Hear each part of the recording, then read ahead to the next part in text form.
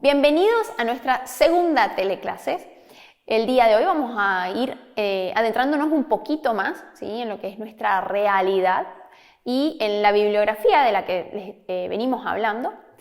Y hoy el tema central va a ser la escuela como organización, ¿sí? Nosotros sabemos que vamos a ir estudiándola de acuerdo a la sociedad y viceversa, ¿sí? Este proceso que sucede y que determina muchas variables dentro de la institución. Las escuelas son organizaciones donde las experiencias educativas modelan las prácticas de los agentes. Por ende, toda organización o institución se constituye a partir de reglas y recursos que limitan, determinan y/o van a facilitar la vida de los agentes, de los alumnos. Por lo tanto, la escuela como organización propicia el desarrollo de conocimientos y las reglas determinan la división del trabajo y regulan los procesos de toma de decisiones. Ahora, por consiguiente, la escuela tiene recursos de infraestructura tecnológicos y financieros. En esta teleclase vamos a ver dos tipos de organizaciones, ¿sí? Podemos encontrar las organizaciones tradicionales o burocráticas, en la cual la burocracia abarca todos los ámbitos de la vida de una organización, y las organizaciones modernas o post-burocráticas, que son las que poseen una mayor autonomía sobre lo que hay que hacer y en el cómo hacerlo. En esta unidad nosotros vamos a considerar la organización o la institución escolar como una realidad social que tiene una historia. Para comprender la lógica del desarrollo de la institución escolar, vamos a recurrir en un primer momento a dos clásicos de las ciencias humanas, y acá vamos con algunos autores. Uno es el sociólogo alemán Max Weber y el otro es el filósofo y ensayista francés contemporáneo Michel Foucault. Ambos son clásicos en la materia. El primero, ¿sí?, Max Weber, es el teórico del modo de organización llamado burocrático, que es el molde sobre el que sirve como matriz de las primeras organizaciones escolares modernas. Y Michel es el analista de la lógica disciplinaria que modela la vida interna de las organizaciones burocráticas. Aunque ambos intelectuales vivieron y escribieron en épocas muy diferentes del desarrollo de las sociedades capitalistas, ambos son analíticamente complementarios. De Foucault solo extraeremos algunas categorías y elementos que van a constituir el esqueleto de su descripción, ¿sí?, de las formas de dominación y el ejercicio del poder, es decir, el poder como efecto de organización, como relación, como resultado objetivo, que no necesariamente es consciente, ¿sí?, del funcionamiento de un aparato y no como carisma o liderazgo ejercido y poseído por un sujeto. Mientras que de Max Weber vamos a dirigir nuestra atención hacia las características formales y estructurales de la dominación moderna. Foucault desmenuza los mecanismos, los procesos, las tecnologías que se ponen en movimiento en las organizaciones modernas para asegurar el sometimiento útil, la disciplina dentro de estas organizaciones que van a acompañar la expansión del modo de vida capitalista. Bien, vamos a comenzar con Max Weber. Él va a definir una noción de tipo ideal, ¿sí?, que es una construcción, un objeto mental, ¿sí?, mediante la aceptación de determinados elementos de la realidad. Son como modelos de acción que tienen como objetivo comparar y analizar la realidad concreta y ayudar a conocer la realidad por el grado de aproximación de un fenómeno histórico a uno o varios de esos tipos, ¿sí? Él va a definir el poder como la probabilidad de imponer la propia voluntad en una relación social aún contra toda resistencia, siendo la capacidad de un sujeto de imponer su voluntad independientemente de su fundamento. Va a definir la dominación, ¿sí?, como una categoría que se centra en el sujeto que padece la relación, quien manifiesta una voluntad de obediencia, interés en obedecer. Se ejerce en una relación social, por ejemplo, jefe, un administrativo, una asociación, miembros y soberanos, súbditos, ¿sí? La dominación es un caso de poder que ejerce la autoridad y que requiere obediencia. Ahora, ¿qué es un tipo ideal del que nos habla Max Weber? La sociología trabaja su objeto mediante la construcción de tipos ideales. Un tipo ideal es una realidad mental, un objeto construido mediante la aceptación mental de determinados elementos de la realidad. El tipo ideal es un un instrumento conceptual creado por Max Weber y usado en sociología para aprender los rasgos esenciales de ciertos fenómenos sociales. Ejemplos de tipo ideal son autoridad, poder, feudalismo o ética protestante. La tipología weberiana recupera únicamente las formas de poder legítimo. Si para Weber el poder es la probabilidad de imponer la propia voluntad dentro de una relación social, aún contra toda resistencia y cualquiera que sea el fundamento de esa probabilidad, la dominación va a ser la probabilidad de encontrar obediencia dentro de un grupo determinado para mandatos específicos o para toda clase de mandatos, ¿sí?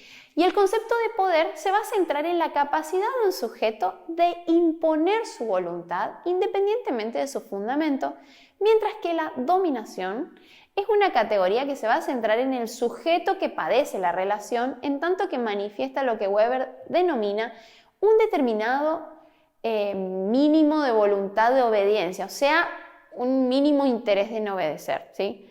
La dominación así va a ser entendida como un caso especial de poder, que a veces se designa con el nombre de autoridad. La acción del que obedece transcurre como si el contenido del mandato se hubiera convertido por sí mismo en su máxima de conducta. Ahora, el tipo más puro de dominación legal es aquel que se ejerce por medio de un cuadro administrativo burocrático. La burocratización de la sociedad hace sentir sus efectos sobre las formas educativas en general. En primer lugar, nosotros podemos ver esto cuando los aparatos educativos adecúan sus estructuras y procesos hacia un objeto que le viene impuesto por las exigencias de las nuevas formas de dominación, es decir, la enseñanza de las especialidades, por ejemplo. A medida que se desarrollan las organizaciones modernas, se van constituyendo las especialidades y las disciplinas mediante la autonomización de procesos y van constituyendo las especialidades y las disciplinas mediante esta burocratización, ¿sí? La burocratización en realidad de los aparatos de enseñanza, esta complejización, la fragmentación, va a posibilitar la constitución de nuevas disciplinas. Y acá vamos a tener como ejemplo lo que es la pedagogía, la didáctica, la evaluación, la supervisión, que vamos a ir viendo más adelante.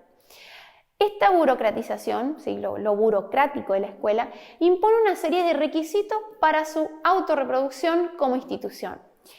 Así, un ejemplo es que necesita producir las especialidades que requiere su propio mantenimiento y expansión, no solo maestros, sino también administradores, didactas, planificadores, supervisores, etc., constituyéndose así, de esta forma, en uno de los más relevantes consumidores de su propio producto.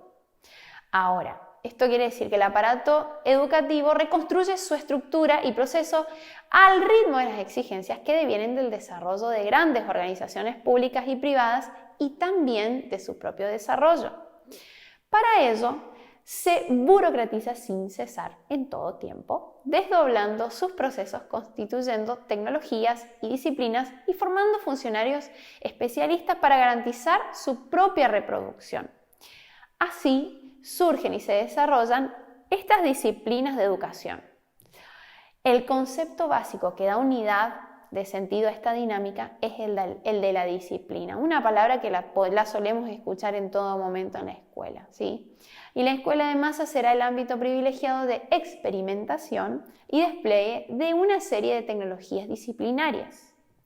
Y acá vamos a adentrarnos un poquito en lo que es Michael Foucault, porque él, como dijimos al comienzo, va a mirar un poquito más las organizaciones desde adentro, ¿sí? Y él va a utilizar esta palabra, la disciplina, ¿sí? La cual la constituye como una forma de dominación, ¿sí? Que estuvimos hablando recién con Max Weber. En los siglos XVII y XVIII fue dominio del cuerpo de los demás, cuerpos sometidos, cuerpos dóciles. Estas palabras vamos a encontrarlas en la bibliografía. Disocia del poder del cuerpo. Por un lado, tenemos un aumento de fuerzas y de energía, la utilidad, ¿sí? Y por el otro, la disminución de fuerzas por la obediencia y la sujeción que distribuye los individuos en el espacio con sistemas variados, colegio, cuartel, taller, grados, etc., ¿sí? con técnicas diferentes, con rangos, puestos. Ahora la escuela Foucault lo considera como un espacio para aprender, un espacio para vigilar, un espacio para jerarquizar, un espacio para recompensar. Y más adelante vamos a ver un poco de esto en cuanto a espacio para vigilar, porque te vas a asombrar que el examen, ¿sí?, el examen que encontramos y que tuvimos todos en la escuela, ¿sí?, está dentro de este sistema de vigilancia. Ahora la disciplina en la modernidad cambia un poquito, ¿sí? Este autor lo va a definir como el uso del tiempo, por ejemplo, en segmentos. Cada término tiene una prueba, la medición del rendimiento de los alumnos, ¿sí? Acá vamos a encontrarnos con los contenidos, vamos a ver que los contenidos están divididos en partes, que es una complejidad creciente a medida que vamos pasando de grados, ¿sí? Es una complejidad creciente, ejercicios parciales que van a buscar probar el desarrollo de fuerzas y habilidades, y vamos a encontrarnos con un nuevo tiempo disciplinario que va a clasificar a los individuos según su ubicación en la serie temporal. El disciplinamiento en la escuela nos habla este autor que se impone en la práctica pedagógica, ¿sí? La pedagogía disciplinaria rompe con la instrucción tradicional del tiempo global y aparece la seriación del tiempo, el saber pedagógico y la ciencia de la administración. La pedagogía como disciplina y como práctica va a determinar las etapas de estudios, los programas, las pruebas y funcionarios especializados en cada etapa de este proceso. Ahora, el ejercicio como seriación del tiempo, también él lo determina como la técnica que impone a los cuerpos, ¿sí?, a estos alumnos, tareas repetitivas y diferentes, pero siempre graduadas, permitiendo una perpetua caracterización del individuo en relación con él, con los demás o con un tipo de trayecto, garantizando la calificación final que van a tener estos individuos, como así también el desarrollo de un hábito y el cumplimiento de las tareas de corrección y vigilancia que recién te hablé, recordando lo que era el examen. Ahora, en resumen, este autor nos habla de que la disciplina fabrica a partir de los cuerpos que controla, ¿sí?, 4 tipos de individualidades, o más bien una individualidad que está dotada de 4 características. La primera es celular, ¿sí?, por el juego de la distribución espacial. La segunda es orgánica, por el cifrado de las actividades. La tercera es combinatoria, por la composición de las fuerzas, ¿sí?, y para ello va a utilizar 4 grandes técnicas, ¿sí?, va a construir cuadros y prescribe ciertas maniobras, va a imponer ejercicios y va a disponer de tácticas. Y para todo esto, ¿sí?, él nos habla de distintos instrumentos del poder disciplinario. Vieron que muchas veces buscamos cómo traer o cómo imponer esta disciplina. Bien, él nos habla de ciertos instrumentos para que la disciplina pueda ser llevada a cabo. En esta perspectiva, él va a hablar de la disciplina que no se orienta tanto a un reprimir, sacar o extraer, sino que va a ser esa disciplina que construye conductas y las más adecuadas, ¿sí?, con un afán perfeccionista para poder retirar mejor y sacar más el éxito de este poder disciplinario de esta nueva etapa, ¿sí?, y va a depender de la implementación de ciertos instrumentos y de la eficiencia con los que los usemos los docentes. Y estos instrumentos son la inspección jerárquica, ¿sí?, la sanción normalizadora, sanciones de las que escuchamos muchas veces, y el examen. Acá aparece lo que yo te contaba recién, que era el examen. Todos estos instrumentos nos van a ayudar a poder llegar a esa disciplina de la que nos habla este autor, Michel Foucault.